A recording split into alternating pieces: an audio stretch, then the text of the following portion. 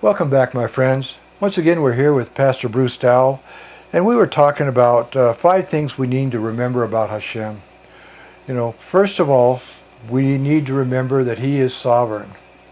Amen. The second thing we need to remember is that He is our provider. And these two we kind of went over last time. And where we left off was on the third one, is HaShem made you the way you are on purpose. He doesn't make mistakes. No. There's a reason for each one of us and a purpose for each one of us. So what we need to look at is in Psalms 139, verses 13 through 16. And it says, "For you fashioned my innermost being. You knit me together in my mother's womb. I thank you because I am awesomely made. Wonderfully, your works are wonders. I know this very well. My bones were not hidden from you when I was being made in secret, intricately woven in the depths of the earth. Your eyes could see me as an embryo, but in your book all my days were already written. My days had been shaped before any of them existed." We are special in God's eyes. And if we lose sight of that, and so many of us have self-doubt, low self-esteem, which is a good cue for Pastor Bruce's book, Healing Your Low Self-Esteem. But we need to look at who we are, rise up, and understand that God has a purpose for us the way that we are. Yes, absolutely. If we're not as good in one area as somebody else, so be it. We're good in another area, or we're made to be a helper. In fact, we're all designed to be helpers in one area or another. Right. Servants. Absolutely, servants. If you want to be great in the kingdom, Yep, you will need be to a servant. Yep, absolutely. So we need to learn. If you've got a handicap of some sort, you're there so that others can bless you. Even that has a purpose. Don't sell yourself short in any arena, because God has a purpose for you. Even if it's to get somebody else up out of a ditch. Yeah. He's got a purpose for you. So, Pastor, as we have to present this to all the people that we encounter, I think the best way we need to do it is by being an example and showing them, yes, we're not high and mighty, Right. but we're not beneath anybody either. We're here to help, to support, to lift each other up. And again, this is part of becoming a HOD in the group. If we don't become one and know that we're part of one another, that we are knit together, we can't fulfill this. Right. So how do we teach people how important they are without giving them an ego trip? That sounds kind of hard, but... Well, whether you get on an ego trip or not is up to you. Well, that's true. It is. It's our choice. We have to... In one arena or another, we all have to fight that temptation. Yes, we do. So everyone's kind of on the same playing field as far as that goes. We all have to deal with this. We all have to get it under control and then maintain that attitude of humility. Because the fact of the matter is, every human being excels in some arenas. Absolutely. And every human being really doesn't measure up in other arenas. Well, that's true.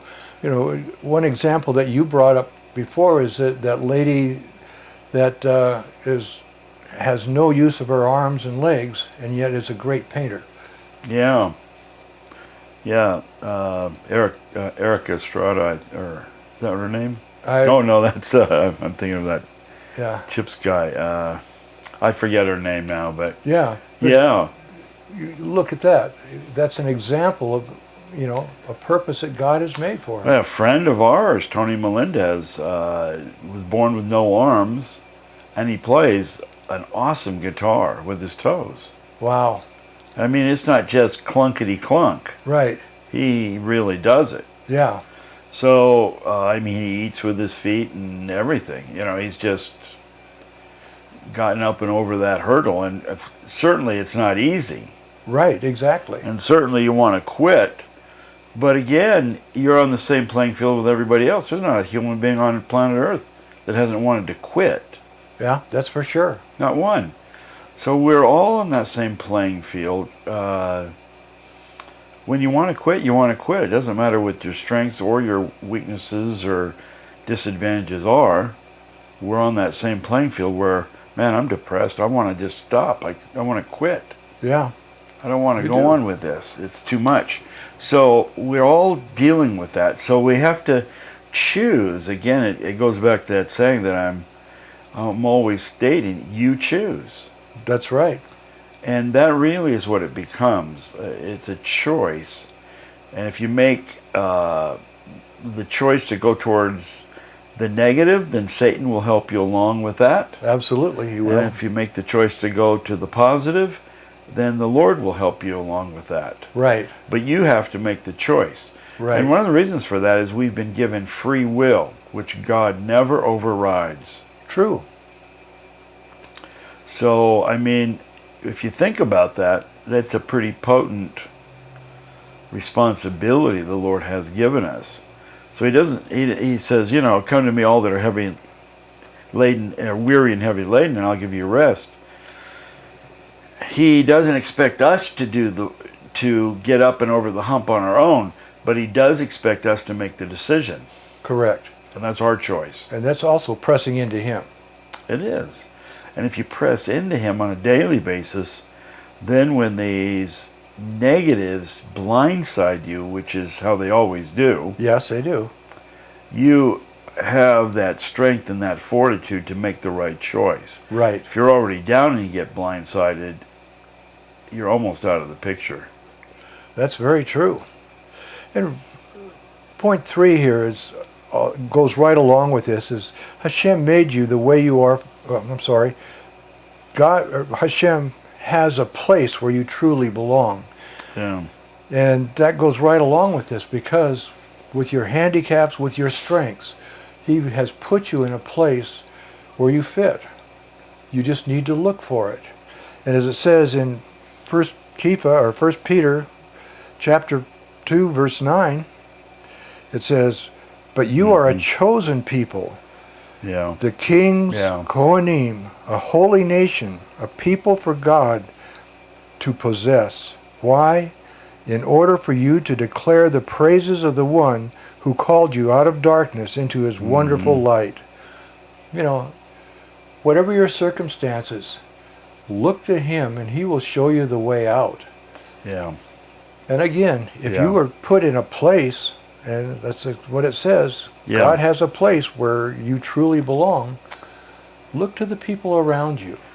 Yeah, I mean, he's put us in a certain position and a posture and a place, all the way from the micro to the macro. Exactly. Exactly. I mean, you're born into the family you're born into. You have no choice over that one. True. But if we believe in the Lord and His sovereignty, as you read from Psalm 139, He formed us in our Right. mother's womb. He formed our inward parts, and He had a plan. Jeremiah 29:11. He has a plan for our life. Absolutely. So if He has a plan for your life, you don't think He planned to put you in a certain family? Exactly. I mean, if He doesn't even get that right, then what are we doing here? You know what I'm saying? That's true. So He puts you in a certain family. So you're born into a certain family. And that family can be any nationality, Correct. any financial structure, Yeah. any race, any religion, Yeah. whatever. I don't believe that that's coincidence. No, it's not. Now, we may not like the family He put us into, or the nation, or whatever, or the financial Correct. standing, but that's where He placed us. And we have to understand that. Then we get married. Right. We leave our father and our mother, our family, and we get married. We cling to our spouse, and don't we think God had that planned? I mean, I look at Kathleen and I mean, her parents moved all the way from Montreal, Canada to here. What are the odds? Yeah, exactly. And then the week I get out of the military, I get discharged, I hitchhike home from Chicago, and I met her the first week I got back. Yeah. Yeah. So, you look at that and you go, well, I think that was the Lord. Well, it's just the same with me. I was living in Hawaii, and God set up circumstances for me to leave there and come here to Southern California, and that's where I met my wife. And he planted me in the church where I met her. Yeah. And what are the odds of all those things? It's really very, very high. Yeah. And I realize you can fall in love with more than one person. Yeah. Obviously. So wherever you went, God would direct it. But we choose to stand on the sovereignty of God, that He's in control. Correct. He's my shepherd. He's leading me. Absolutely. And He's leading me not just into the paths of righteousness in His way. He's leading my life according to the plan that He sovereignly determined while I was still in the womb. Absolutely. So then we go from our family to our spouse. We go to our nation. You were born in this nation. You were born in whatever nation you were born in. That's right. My wife was born in Canada. Right. I was born in the United States. I thank God I was born here. Right. But at the same time, can you make something of your life if you're born in another country? Of course you can. Oh yeah, absolutely. So I think you make that choice to really excel wherever you find yourself. And yeah, the standards are different. Everything's going to be different, but it's all relative. Yeah. So, we have circumstances in the U.S. that are not as favorable as circumstances in other countries. Well, that's true. So, and don't get me wrong, I think we're probably the most blessed country on earth. But Right. again, that goes back to the fact that we've given God sovereignty, at least up to this stage of the game. Absolutely.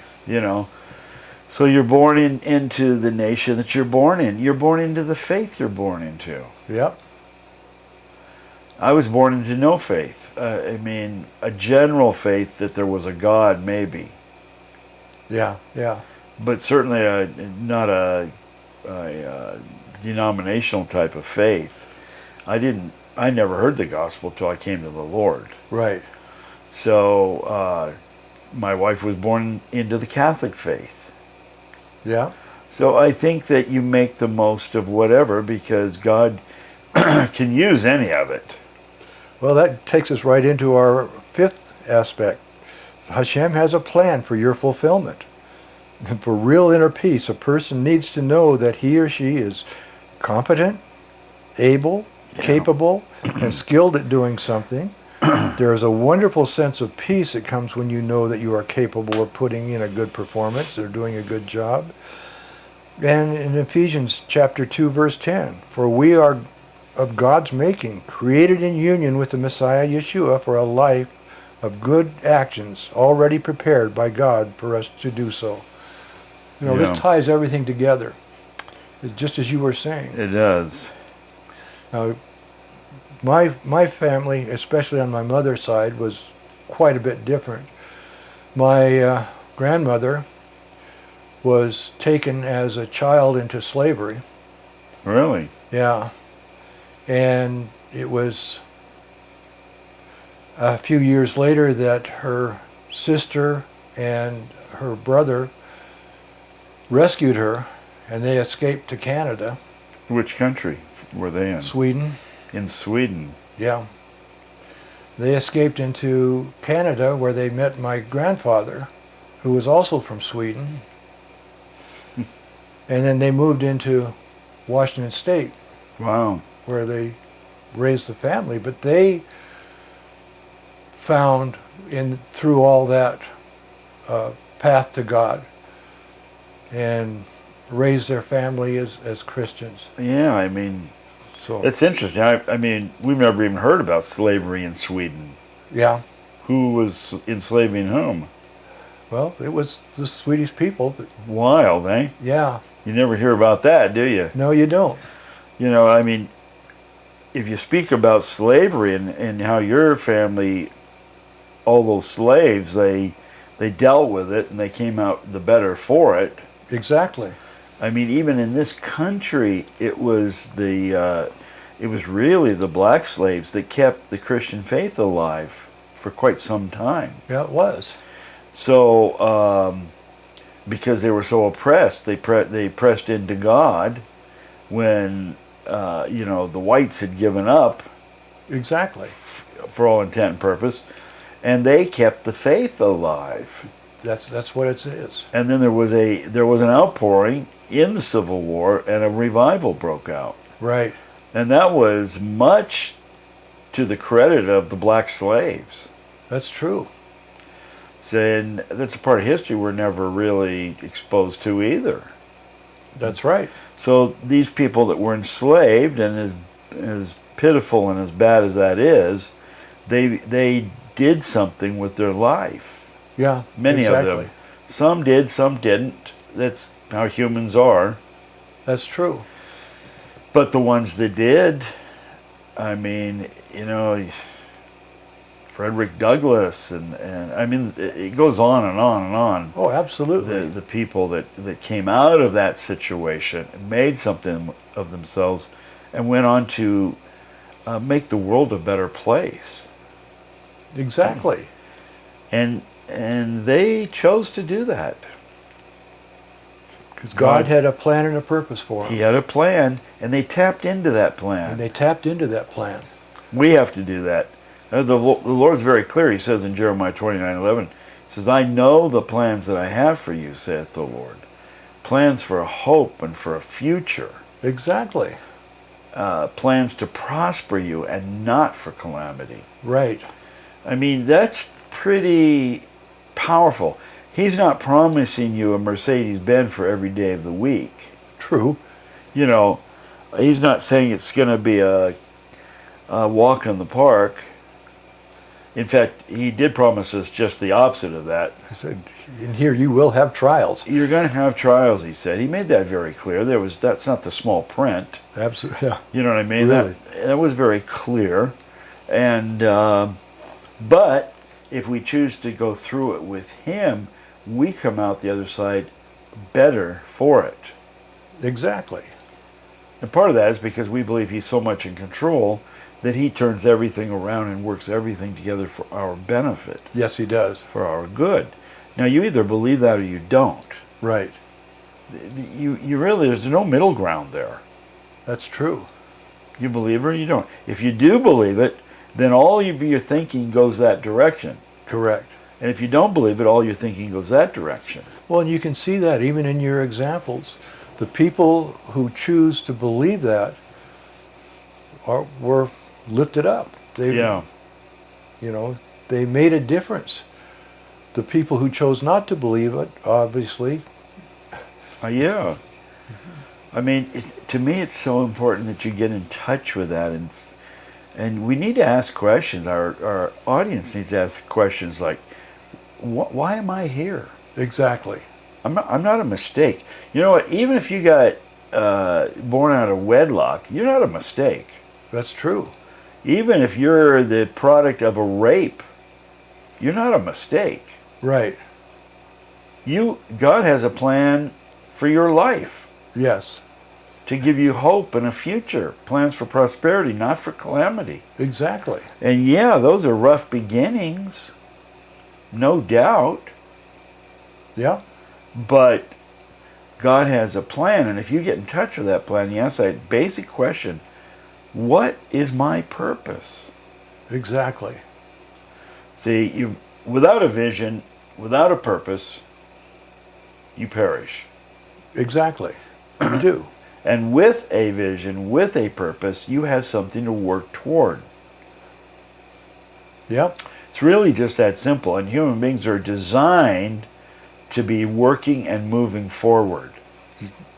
Yeah, they are. It is not healthy mentally, physically, or spiritually for us not to have that forward vision and that forward motion. Exactly. We have to have it. That's how our Creator created us. If you choose not to believe that and you want to sit around and watch television all day or whatever, then you're gonna deteriorate in all three arenas. Well, and you notice that in the Word, that's what happened with the Hebrew nation. The people became prosperous. They started sitting around and enjoying life instead of looking to who is giving him all the comforts. Yeah. And fell away. And this happened here in America. I know. You started off by mentioning that painter, Joni Erickson's her name. Joni Erickson, yeah, okay. No arms. She could have sat around and moped around for her whole life. Exactly. But what did she do? She said, well, why am I here? What is going on? Yes. Valid questions. And then decided, you know what? I think I might start painting. Yeah. Well, how do you do that with no arms? Well, you hold the paintbrush in your mouth. Yeah. And certainly it's not easy, but she's excelled. Yeah. As an artist. Yeah, exactly. And if you believe or she believes that that's her purpose, now she has lived a purposeful life. And you look at the example that can be for everybody else. Well, she's inspired more people than I've ever inspired. But that's... You know what I'm saying? Right. I mean, think about that. But that's God's purpose. That's God's purpose. She's inspiring people that are disadvantaged to excel. Yeah. Well, even those with self-doubt, she's showing there is a purpose. There is something that you can do, regardless of what you think your limitations are. Even things like the Special Olympics. Oh, absolutely. I mean, these are athletic people that have a disability of some sort that have chosen to go on with the athletics and to excel now, but in a new way. Correct. And man, that is so important for us. It is. You know, I've watched wheelchair basketball. Yeah. And it's interesting to watch because you see those people getting out there with their handicaps and really enjoying themselves, finding that they can do something. Yeah. And it lifts their spirit. When they enter into something that, right. Yeah, maybe I can't do this the way other people do, but in doing it, I'm out there. I'm with other people, my peers. We're a had. We're coming together and we're lifting one another up. And you see the smiles, the fun that they're having. And it makes a difference. Yeah. And they're excelling. And they're excelling. As athletes. Absolutely. You know. So I think that is just, when we understand these things about God and our position with Him, it does nothing but bolster us up. It boosts us up. It gives us a new advantage over life. Absolutely. And that's what we need. Which life can be tough. That's all the time we have for today. Okay. But please join us again next time. For those of you that want to get Pastor Bruce's books, please go to PastorBruceDowell.com or to Amazon.com. And until next time, Shalom.